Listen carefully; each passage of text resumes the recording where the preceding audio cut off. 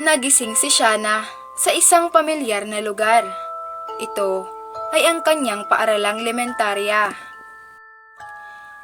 Nagising siya sa ilalim ng mataas na puno ng bayabas sa tapat ng gate. Suot-suot ang uniforme nito. Pinagmasdan niya ang buong paaralan at namangha siya sa dami ng mga pagbabago. Ang dating mga bakanteng lote na tinutubuan lamang ng mga damo ay mistulang naging kahali-hali ng hardin. Napuno ito ng mga iba't ibang klase ng mga bulaklak, prutas at gulay. Dumami na rin ang mga matatayog na puno ng mga prutas sa paligid-ligid. Ang dating dadalawang nakatayong palaruan ay naging 5 at puro bago na ang mga ito. Namangha rin siya sapagkat lahat ng mga silid-aralan ay umabot na sa 2nd floor hanggang sa 3rd floor, na dati ay hanggang 1st floor lamang. Subalit, may isang silid-aralan ang natatangi at pumukaw ng kanyang atensyon. Nanatili kasi ang silid-aralang iyon sa orihinal nitong pwesto at tanging naiba lamang ang disenyo nito. Agaran siyang tumakbong lumapit doon at pinagmasdan niya at sinilip ang loob sa bintana. Ito'y tila hindi na isang silid-aralan dahil wala na itong pisara at tila isa na itong pamilihan ng mga merienda ng mga mag-aaral. Dahil dito ay bahagyang nadismaya si Shana sa kanyang nalaman. Ito kasi ang silid-aralang pinakatumatak sa kanya. Dito siya nag-aral ng 2nd baitang. Ito ang pinakamasaya niyang naging silid-aralan sapagkat nagkakaisa silang lahat na magkakaklase sa kalokohan, kasiyahan, laro at sa pag-aaral. Idagdag pa ang mabuti nilang guro. Naaalala pa niya kung saan siya madalas magtago tuwing naglalaro sila ng tagu-taguan. Naaalala rin niya ang bahagi ng silid kung saan nila ay dinidikit ang kanilang mga sining. Marami pa siyang naaalala sa silid na iyon at hiniling na sana ay muli silang magsasama-samang mga magkakaklase sa silid na iyon. Dumako pa nga ang kanyang tingin sa palaruan. Muli na namang nagbalik sa kanyang alaala ang mga pangyayari sa playground na kung saan sila ay sabay-sabay na naglalaro. Dito sila naghahabol-habulan at naglalaro ng iba't ibang mga laro. Muli na namang nasabik ang kanyang pagnanasang magsasama muli silang magkakaklaseng maglaro dito. Agad na namang umikot ang kanyang paningin at naisip niyang pumunta sa gripo sa likod ng grade 6 classroom. Nang marating na niya ang dating gripo, ay muli na namang sinariwa ang kanyang mga alaala. Hindi na gripo ang nakalagay, kundi mga lababo na. Noong gripo pa lang ito, ay dito sila palagi nag-iigib at umiinom. Marami na naman siyang mga alaalang sinariwa dito. Gaya ng dito sila naglabasan ng sama ng loob ng kanyang matalik na kaibigan, kasama ang kanya-kanyang mga kakampi. Samantalang hindi na niya naaalala kung ano ang naging alitan nila noong araw. Muli na naman siyang naglakad at tumungo sa isang bahagi na kung saan ay hinding-hindi niya malilimot. Isang bahagi na kung saan ay isa sa mga pinakatumatak sa kanyang isipan. Ito ay ang nag-iisang lababong inabandona sa tabi ng bakanteng lote na puro damuhan na ngayon ay tinanggal na upang tamnan.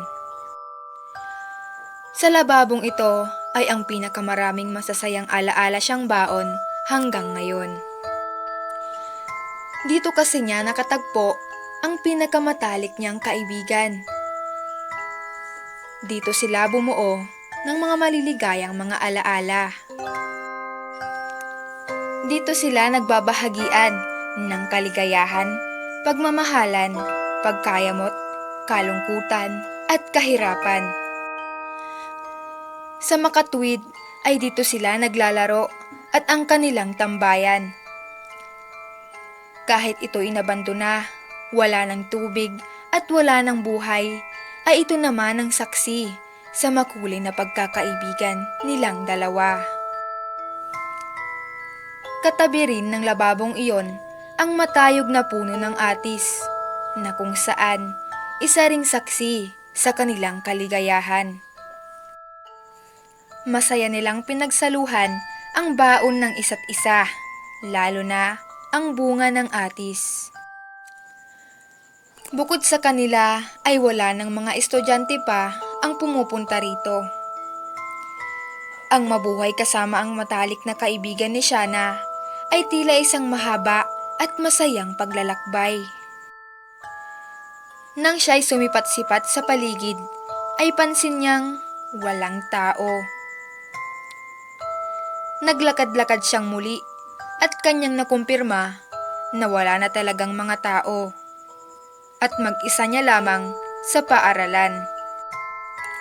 Napag-isip-isip niyang paano siya nakarating dito sapagkat hindi niya lubos maalala kung paano siya nakapunta dito.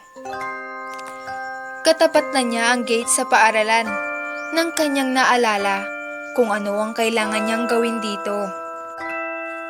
Inutusan pala siya ng kanyang ina na kumuha ng dahon ng bayabas na gagamitin sa paglinis ng sugat ng kanyang kapatid. Lilingon na siyang muli sa paaralan upang kumuha ng dahon ng bayabas sa kanyang likuran. At habang lumilingon ay may unti-unting mga tunog ang kanyang mga naririnig. Tunog ng mga maliligaya, nagtatawanan at naglalarong mga bata. Kanya muling nasilayan ang buong paaralan. Siya'y nagulat, namangha at mistulang naging estatwa sa kanyang mga nasilayan. Bumalik muli ang dating anyo ng paaralan. Ang kani-kaninang kahali-hali ng hardin ay mistulang naging bakanteng lote na madamo. Wala na rin ang mga matatayog na puno ng mga sari-saring prutas sa paligid.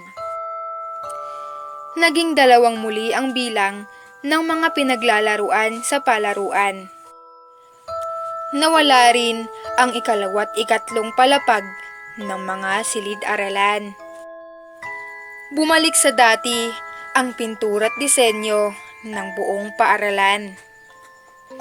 Naroon na ring muli ang kanilang tambayang lababo. Sa makatwid, bumalik ang dating kaanyuan ng paaralan noong siya'y nasa ikalawang baitang pa lamang. Umalingaw-ngaw ang nakabibingi, ngunit nakakaaliw na tawanan at sigawan ng mga bata. Ang kaninang mga alaalang sinariwa niya sa kanyang isipan ay napapanood na niya ngayon.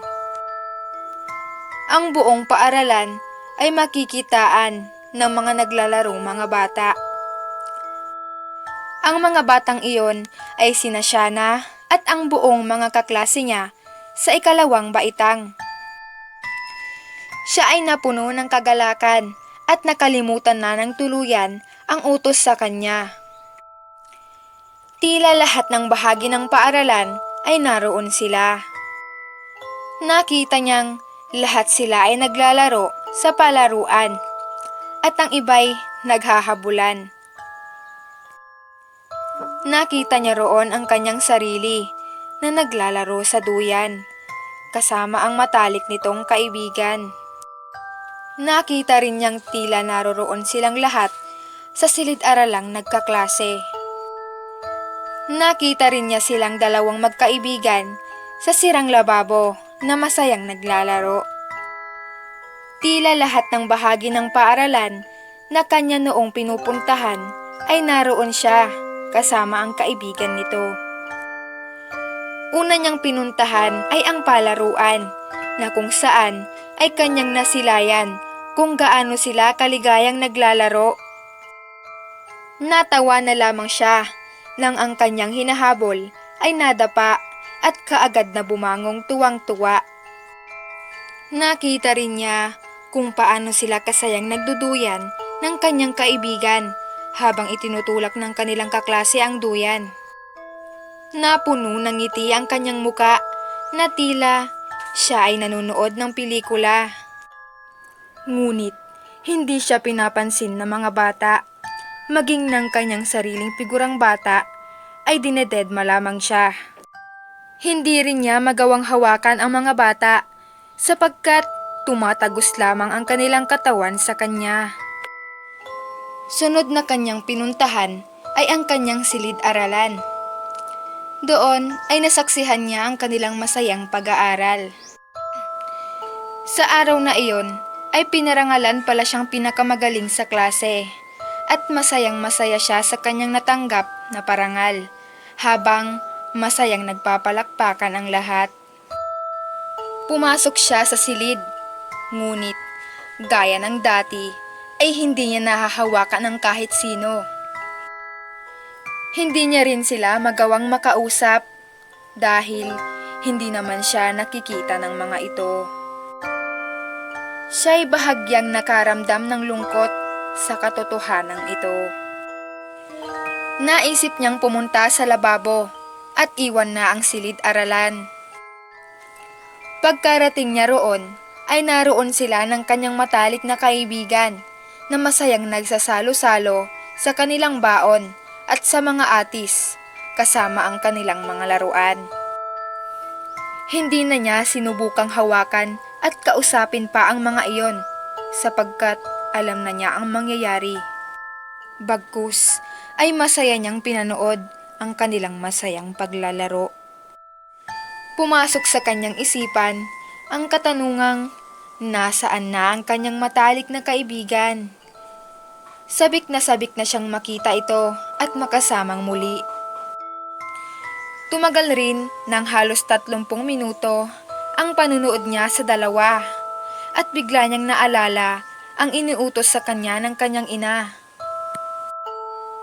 Siya ay madaling nagpaalam sa dalawang naglalaro at pumunta na sa puno ng bayabas upang kumuha ng dahon. Maligaya siyang uuwi ng bahay buhat sa pangyayaring kanyang nasaksihan. Lahat ng kanyang mga nasaksihan ay naaalala pa niya at totoong naganap. Nasa tapat na niya ang matayog na puno ng bayabas at sa kadahilanang walang panungkit ay inakyat niya na lamang ito. Sa panahong iyon ay taglagas kaya kakaunti lamang ang dahon na nasa mas mababang bahagi at puro nasa taas ng bahagi ng puno ang mga matitinong dahon. Marami na siyang naakyat na sanga at malapit na siya sa ituktok.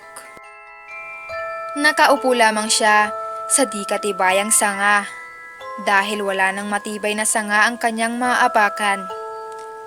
Abot kamay na niya ang mga dahon at marami na siyang napitas at akmang bababa na siya nang biglang nagpakawala ng malakas na hangin ang kalangitan na dahilan upang yumugyog ang puno at mawalan siya ng balanse.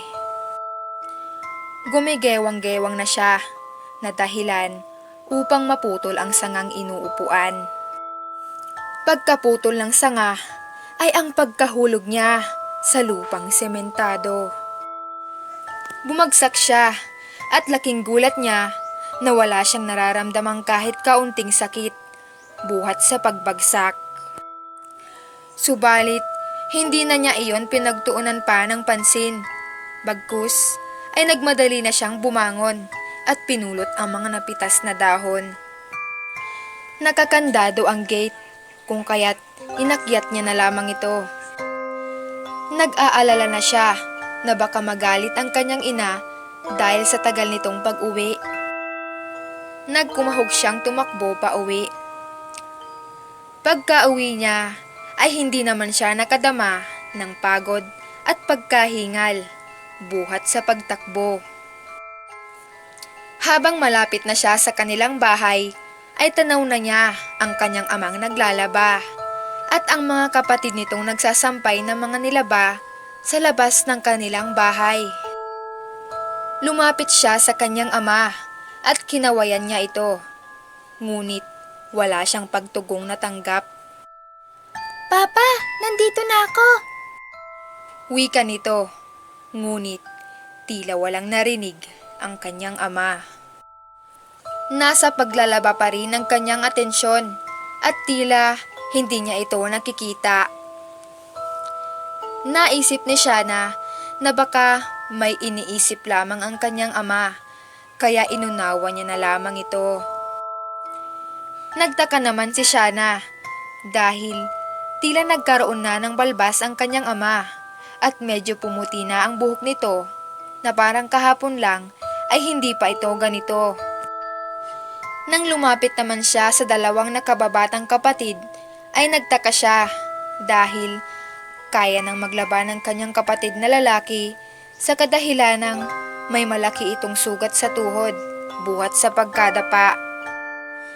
Hoy Rona, di ba may sugat si Tim at hindi makatayo? Bakit mo siya pinilit maglaba? At ikaw naman Tim, dapat nakaupo ka lang doon kasi may sugat ka. Baka madumian yan, tapos ma-impeksyon. Anya, ngunit tulad ng kanyang ama ay wala siyang natanggap na kahit anong pagtugon dahil patuloy sila sa kanilang ginagawa sa pagsampay ng kanilang mga damit. Dito na siya nagtaka dahil bakit tila hindi siya pinapansin, kaya tinanong niya sa kanyang sarili kung may nagawa ba siyang mali. Napansin din niyang tila mas matangkad na ang dalawa niyang kapatid kaysa sa kanya. Muli na naman niyang nilingon ang kanyang ama at mga kapatid at tulad ng inaasahan ay tuloy lamang sila sa kanilang mga ginagawa na parang hindi nila siya nakikita. Napansin din niyang tila marami na ang nagbago sa bahay nila na tila matagal na siyang nawala. Nang sipatin niya ang tuhod ni Tim, ay nagulat siya sapagkat wala na ang sugat nito. Sa mga oras na iyon ay nagsimula ng maguluhan at magtaka ang kanyang isipan. Hanggang sa may narinig siyang nabasag na plato sa loob ng bahay nila at naalala nito ang kanyang ina. Dali-dali siyang pumasok sa bahay, ngunit naunahan pa siya ng dalawa niyang mga kapatid sa pagkapasok sa pintuan. Sa pagtakbo nila'y nanlaki ang mga mata ni Shana sa kadahilanang tumagos lamang ang kanyang katawan sa dalawang kapatid. Pagkapasok niya sa loob ng bahay ay laking gulat niya nang makita ang dalawang kapatid na pinapatahan ang kanilang humahagulhol na ina. Hawak-hawak ang manika ni Shana. Napatigalgal at nabitiwan na lamang niya ang mga hawak na dahon ng bayabas at animoy siya'y nagmistulang naging estatwa buhat sa kanyang mga narinig mula kay Rona. Ma, 10 taon nang patay si Shana. Sana naman mag-move on ka na para naman maging tahimik na siya. Humagulhol na lamang ang kanyang ina at nakaramdam ng awa ang kanyang mga kapatid. Kung gayon, patay na pala ako. 10 taon na ang nakalipas. Kaya naman pala, malaki ang pagbabago sa paaralan, sa bahay, at sa pamilya ko. Ngunit, paano ako namatay? Wika ni Shana. Nagsalita ang kanilang ina at sinisi ang sarili sa pagkamatay ng anak. Dahil kung hindi niya ito inutusang kumuha ng dahon ng bayabas, ay hindi ito masasawi.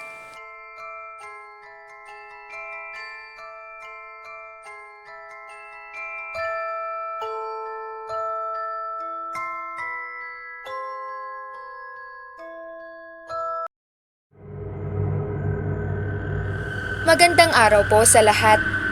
Maraming salamat po sa pakikinig.